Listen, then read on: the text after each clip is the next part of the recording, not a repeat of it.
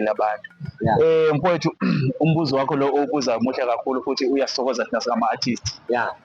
Into mina engisayicela kakhulu kubo ozakwethu bonke abaculayo ukuthi siyakhe ubumbano ukuze nabalandeli bethu uma besibona noma mhlawumbe senza something kuthiwa senza umcimbi bebuye ngobuningi, singagxekani thina sodwa ngoba uyezwa kuthiwa ama-agenda thina singabaculi bodwa siyagxekana.